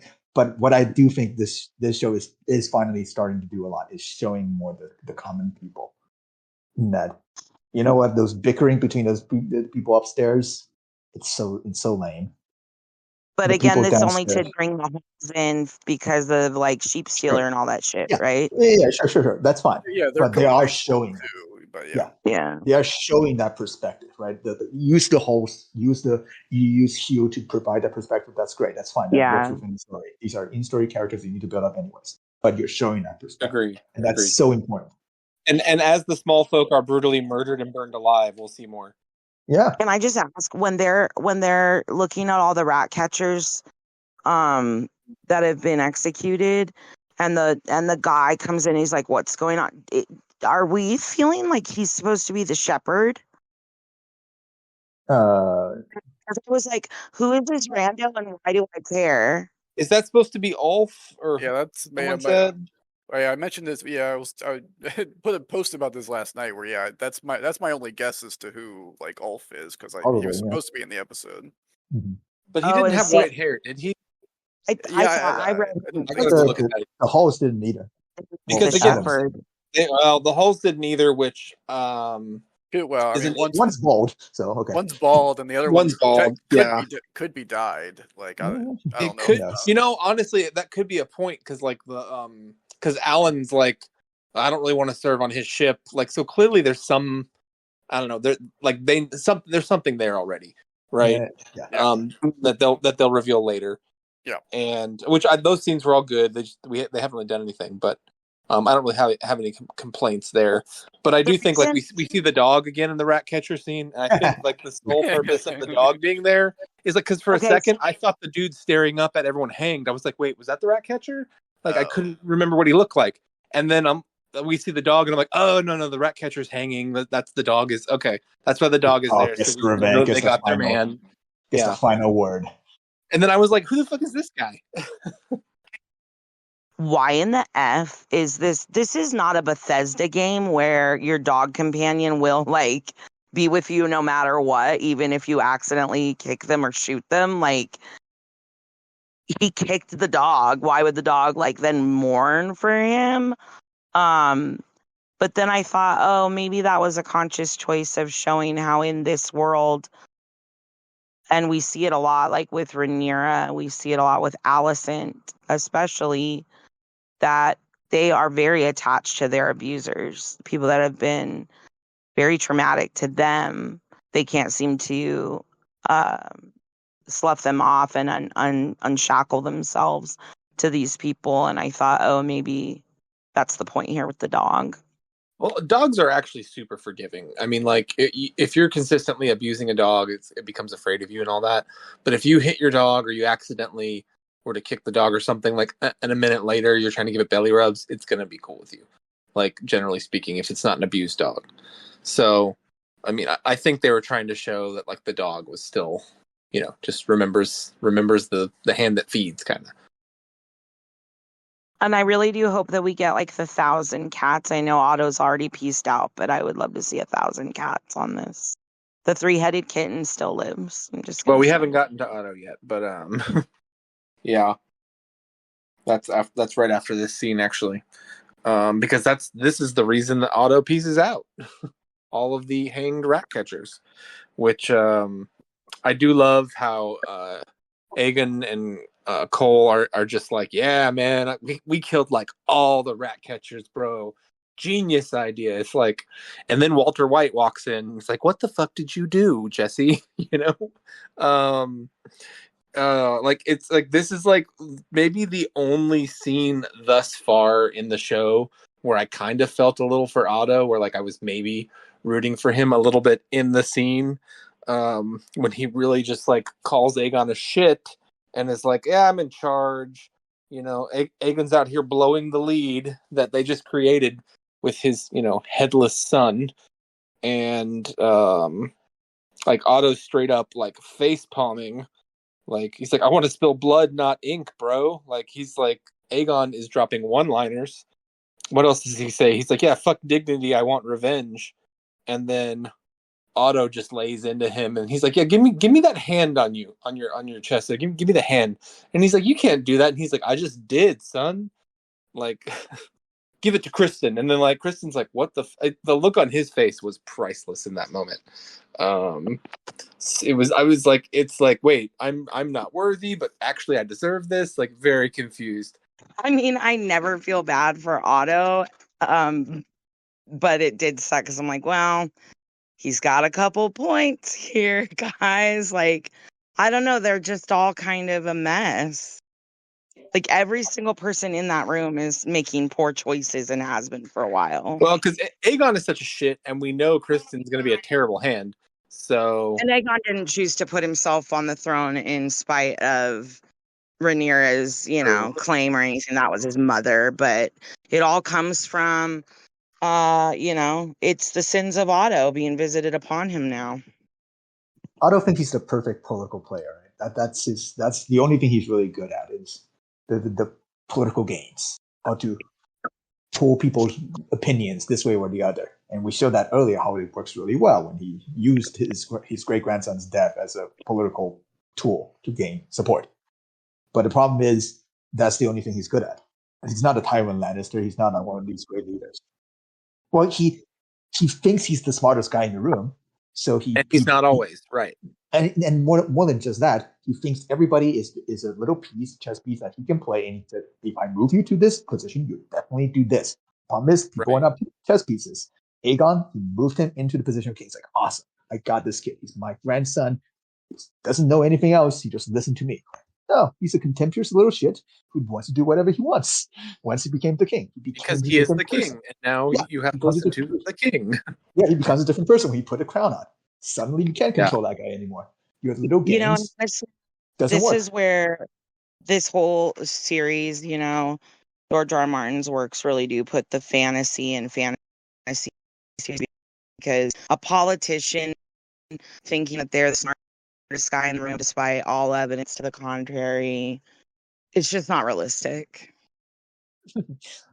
But the thing is, I think the foil here is with Tywin.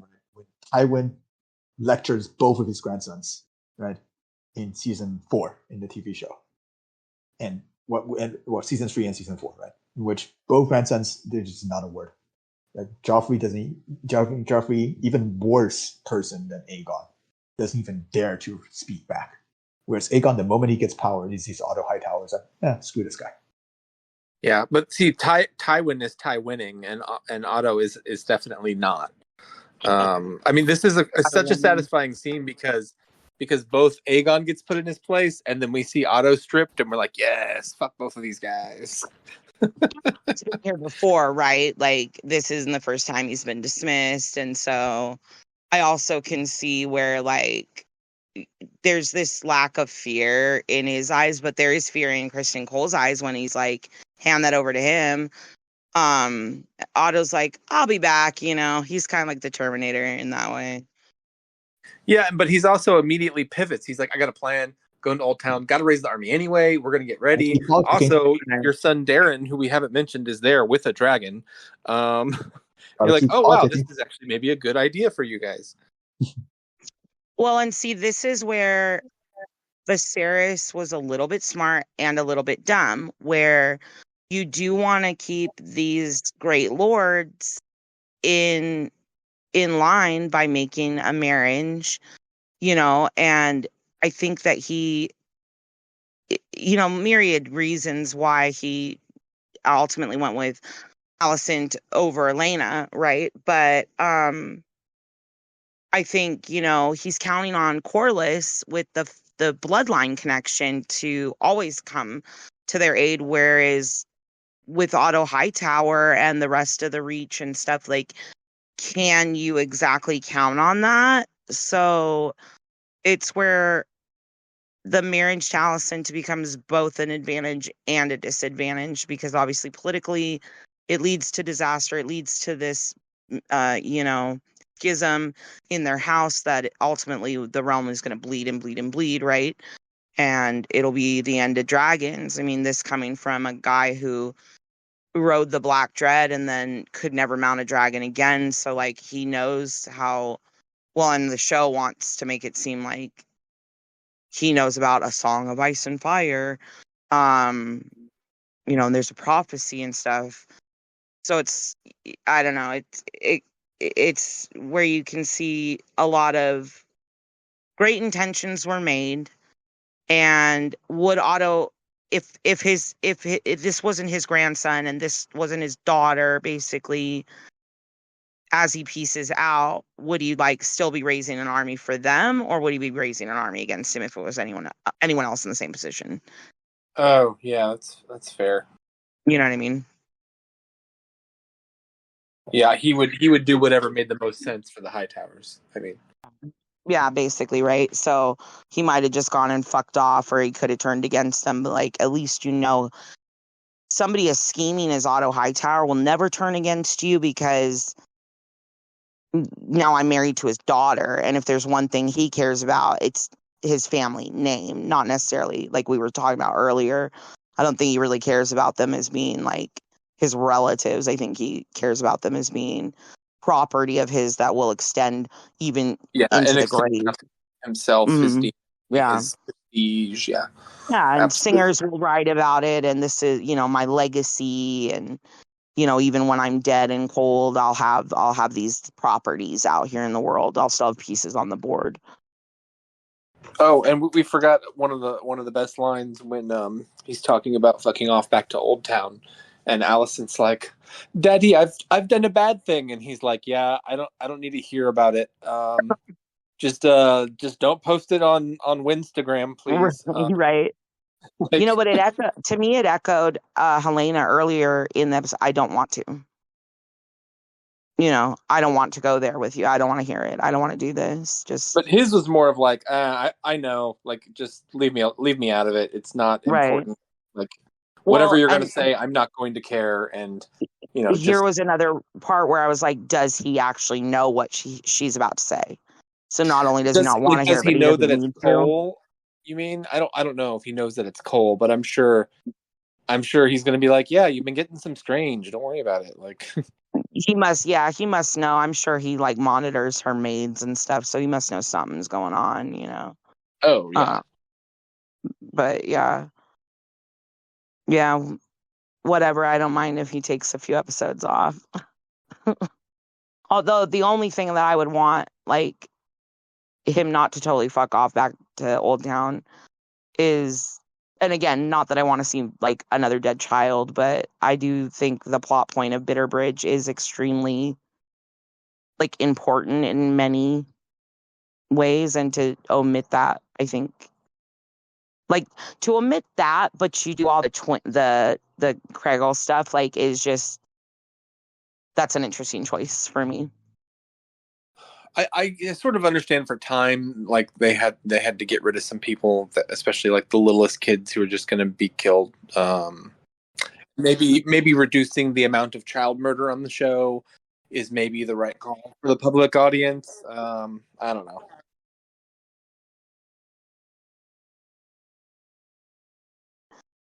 The aftermath of Bitterbridge sets up other stuff with like Tumble Down, and like, I don't know, it just, to me, it seems more pivotal. And then it does show back up in A Song of Ice and Fire. So like, that's not even reverse engineering an idea. It's Bitterbridge is one of our bigger minor locations, if that makes sense. Like, yeah, the Inn at the Crossing, that thing. Yeah. I feel like I don't know. It's just one of those things that I mean, I get, like, we need some more kind of expediency. We need to cut.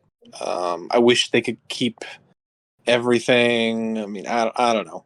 It's hard, but then like we got the cost of building another set piece just to burn it to the ground, and they do need to save that for Tumble Down, like both Tumble Downs and stuff. So yeah, maybe you're right. It's just the pragmatic cost of production there.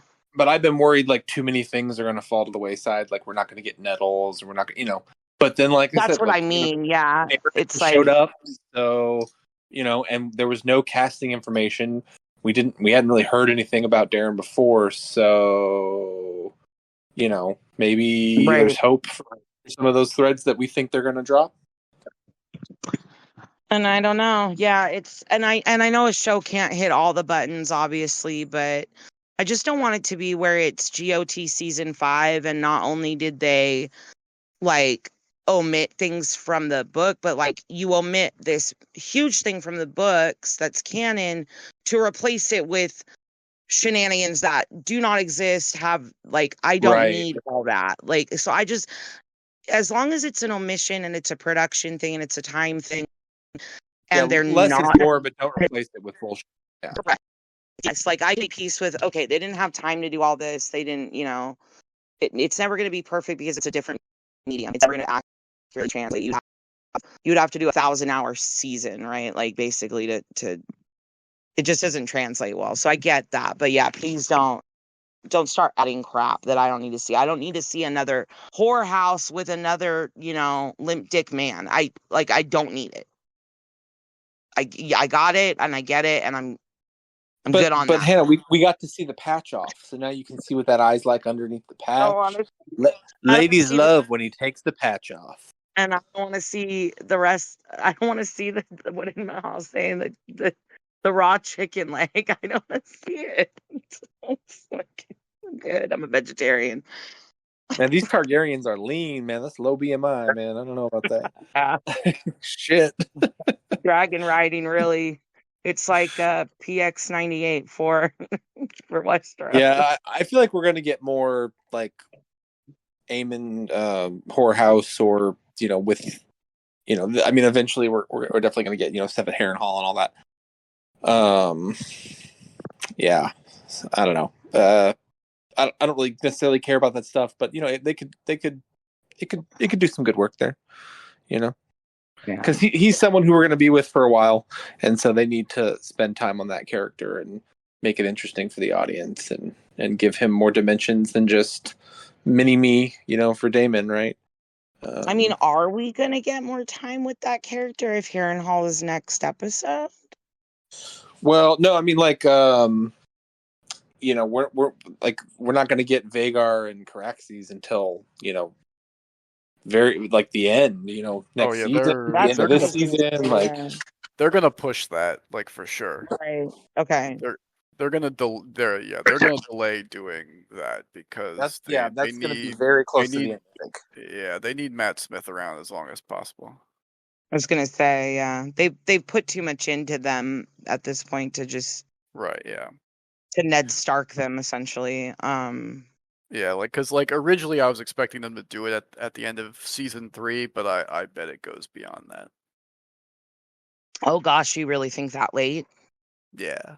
Because within the dance itself, that's sort of middle timeline. It comes pretty late in like the series of like dragon battle kind of, the kind of big expensive battles and stuff that happens. It comes kind of late in there, so I could see them pushing it, because you need those characters as long as possible. It's when things come to a head, and yeah, you're right, things do start happening very quickly after that, but there's a lot of meat. I mean, there's a lot of big moments that happen afterward, I would argue. So right, yeah, but they might switch up orders of stuff. That's true. That is true. I can definitely see that. Good point. Yeah, because I think they're doing the same thing with Jace, with keeping him around a little longer than he is. Oh yeah, I don't know where that's going to fall either. Yeah, and that was an interesting thing too. The scene with Jace and Baela. This was actually I forgot her name. Yeah, that was actually one of my favorite scenes of the episode, was them two like having a kind of like an actual moment and like a little moment. Yeah, and acknowledging Harwin and all that. Like, in fact, I would have I would have been happy if they extended that scene a little longer. They really need to show more Baela, and I guess Rhaenyra. We don't know the character, right? Yeah, Baela's definitely going to get more this season. And there is a question: there is speculation she might somehow be involved in Rook's Rest. Sure. I wonder if they'll try to amalgamize her with Nettles in some kind of way. Yeah, they've been known to do that before. That is what I'm most worried about in terms of the Nettles stuff. Because I think eventually we'll get Darren, but my main thinking as to why they could possibly not do Nettles is because they give her stuff to Baela. I really want to see Nettles, and I also really want her, like, because we have our own Nettles here at VOK. I really would love it if Nettles came out and was like just as sassy as Elle, and like just like that would be my dream. She's like, because we've only had Nettles on page, like I very much have Elle in my mind when I read, like, now, since knowing And I love it. And I would love it if she came out and was like, I am a strong woman and I'm gonna just rip shit up here. I would just love the badassery. Yeah, but I mean, it's a fun thing where it's just like, because I also want an expanded role for Bela too, and so it is a it is an unfortunate struggle. Yeah. I would love to see more with the act. I mean, both her and the actress that plays Jace. I think they're both really strong, and I agree. It's fun to see them on screen, more of them, and I mean, I really love the actress that plays Rhaenys as well, and that was one thing I was wondering, like, do we think we'll see that next episode, or like maybe No, episode 5? No, I think the speculation is on 4, and I mean, yeah, it's happening mid-season, so it would either be 4 or 5, and Okay. the guess is 4 mainly It's got to be because 5 at the latest, right? Though, like, right, yeah, but the speculation on The episode title. 4 is because Alan Taylor is directing episode 4, so yeah, and I think see. the episode title for 4 is A Dance of Dragons. They where actually it really kicks out. Okay. That's the speculated title. And also, I will say that you were talking about the director of this episode. I looked up earlier. The writer of this episode actually doesn't have very many credits, but she got her start on Deadwood as a writer, yeah. and then wrote for House Deadwood and Orange Is the New House, Black. yeah. So, yeah, that's interesting. In the funeral procession scene, there's this moment where, and Matt, maybe I think kind of to your point about expecting a vision here with Elena, where she looks up to the sky, and it's confetti or something, but it almost looks like ash raining down, and we get this shot that's the sort of mise en scène of it, or I guess Rembrandt method of it. It really draws focus to the eyes, even though we see her whole face. And then later, we have a scene where we see Rhaenyra spending time with her children, her and Daemon's children, which I think is also very nice. I'm glad that they showed, okay, she is a mother and she does give a shit. And give me a reason to want to like her, right? Because I am Team Black. Anyway, we see her looking at the dust motes in the air, and the shot of her eyes, and I felt like it was very mirrored, bookending those parts of the episode and the storytelling. Yeah, what were they throwing? I mean, it made me think of like people throwing rice at a wedding or whatever. I don't know if it was like grain or yeah, the way it kind of floated down was odd. Yeah, kind of like it was odd, right? Petals or something. Yeah, maybe it was like crushed flowers or something, or that would make sense for a funeral, right? Yeah. Do we actually see them like people physically throwing it? Yeah. Okay. They drop it. They drop it from that arch as they're coming over. You can see them. Because I was gonna say, is it really even there? Is it maybe that that Oh she no, is? yeah, you can see it going on the ground, and it must. Yeah, that's maybe some colloquialism that we're just not familiar with, that they're trying to paint in the world, a cultural thing there.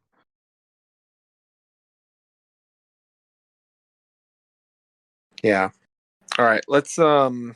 Let's bring it home with our last bits here, and then our final thoughts.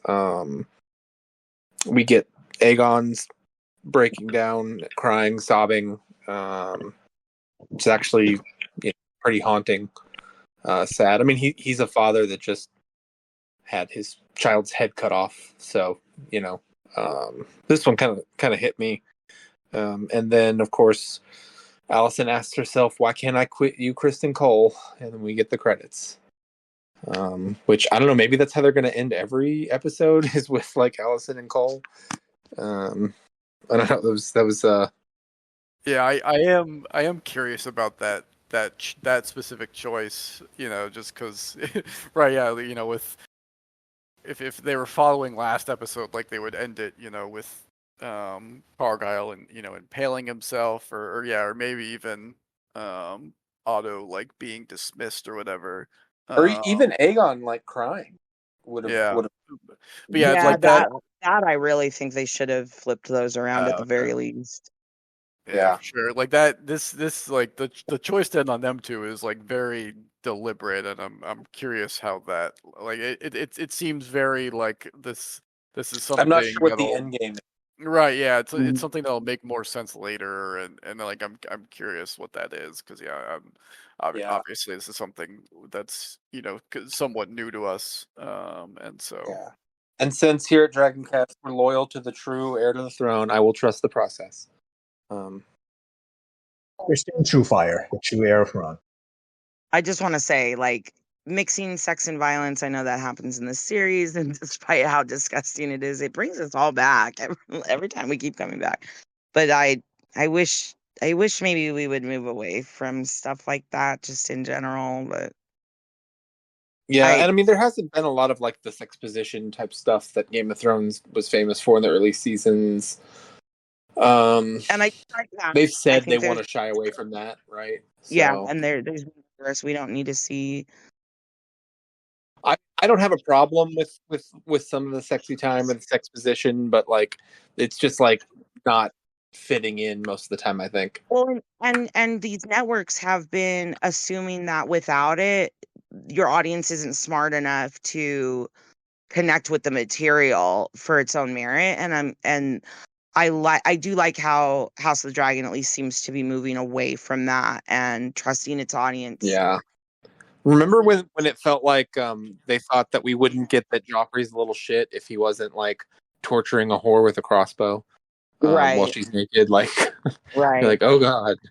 Well, and maybe that was partially true of the time to a certain extent, but I'm like, if people are paying good money to watch HBO, it's not for the Skinamax effect of it. It's because of the stories that you tell that we don't get with network TV, and you just need to trust your audience there. Like, although I do wonder with Alicent and Cole in particular, because I've seen a lot of memes, both hating and kind of like also like bizarrely into that. I wonder if that is kind of a draw for some people, or they're it's like a guilty like, oh, she's riding the Cole train again, But that's sort of different from the like internet people want to do internet position they used to do. Internet people is going to do internet people stuff, right? You shouldn't base your storytelling around them. No, absolutely not. I'm just saying I wonder how much of a draw it is or isn't. No, I don't think so. I think internet people is going to find other things to meme about, right? It's a popular show, and people not will that I meme don't about want to it. see any sex. I like a good sex scene as much as the next, person. This show has been extremely puerile as far as I'm concerned, right? Right. There's sex scenes. They don't show the sex at all, or barely. They barely show anything. So and it's vastly different from Game of Thrones. It is never okay to be like hitting someone and then that somehow like revs you up. And I know obviously this is not based in any sort of reality. It is a fantasy series. I would be remiss if I didn't voice that. It's time for another VOK PSA. Domestic violence is never okay. It isn't sex. And PSA, the more you know. Kristen Cole is never sexy, ladies. Never. That's dead on. Yeah, like I posted the Mean Girls meme with him from like the Burn book, but it's Kristen Cole. Yeah, I'm like, yeah, exactly. That's about right. Don't fuck with Kristen Cole, literally. Right. It's like, what's that Kendrick Lamar song? I don't fuck with you. You really shouldn't with him. Get him out of there. All right. So, do we have any final thoughts here? Anything we want to say about this episode we haven't said? Looking forward to next week. Anything like that? Yeah, I'm intrigued by the Rhaenyra and Basaria, like potential team up or whatever, because I'm pretty sure she's not going away, and so right. I'm curious how that develops. That was just, and then then Harrenhal, and then hopefully we get Alice Rivers soon. Yeah, I really hope that with the halls they've made it such a point to lamplight them, both these episodes, and then him digging for cockles or whatever the fuck he's doing. That was another symbolic thing. So first he pulls up a crab, very crab feeder from last season, Yeah. and then he has I know it's not sheep stiller, but I forget the name of the one that he ends up claiming of the sea smoke. Sea smoke. Sea smoke, right? Yeah, okay. I wasn't sure. I was like, it's sea something, sea smoke. It's I hope gotten I the hope dragon we see, station I yet. want to see the taming of. Do you know what I mean? I want to see more of like how do you go find, and how, like I want to see that, or at least something of it. You can get down with that, yeah. Yeah, that guy playing Adam is a beautiful, beautiful man. Yeah, I must say they casted well for my namesake. Yeah. Do you think that they're gonna touch on at all the, like, I know in the book it's rumored that they're Laenor's son somehow, and that's why Corlys adopts them. Do you even think we're gonna get the adoptee thing there with Corlys?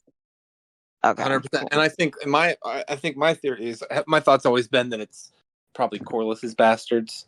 Yeah, that's what I've always assumed. Yeah, so and I think the way that they were talking when he gets back, and he's like, "You got some stew for me?"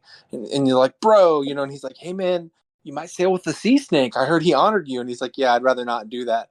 Like, who among the vassals of the Valyrian wouldn't want to sail with a sea snake, right? Like, there's clearly history there.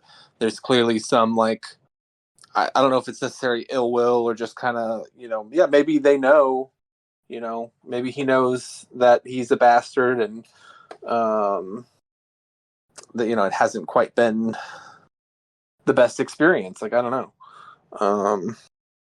The other thing it's gonna come up is like the actor that plays Corlys is such a like lion among men. And you remember when like Chris Martin, they did that video with the cast of GOT, like making a musical. Like, I would really. Oh yeah, that was. Oh, what was that, like season 4 or something? Like, I could use a musical episode of Game of Thrones through some old magics or something. Where we get musical episodes, but it would have to be like a lame musical. It'd have to be like Corlys being like, "He's a dangerous man," like. God. Yeah, on page, like just the book Corlys, I really don't give many fucks about. But I will just say that I always thought that Corlys was pretty interesting, because he had his voyages, and he seemed like kind of a badass character that didn't really get a whole lot of play, I guess, in the book. But he's been better on the show. I mean, I think they've done a really good job with the Valyrians on the show.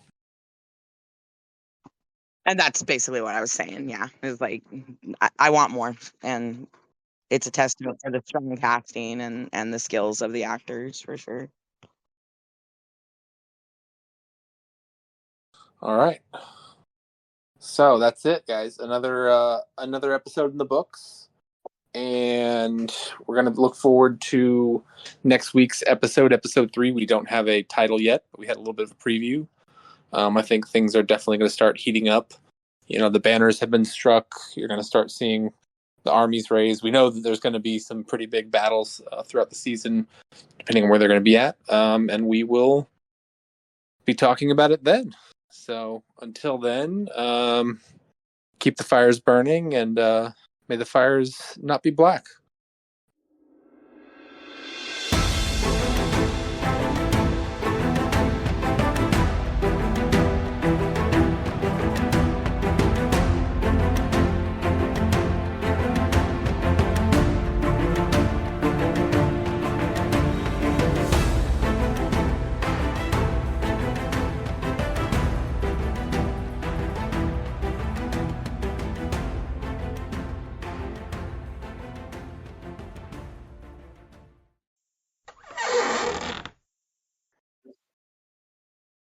I'm a fair weathered dragon caster, so thank you for having me.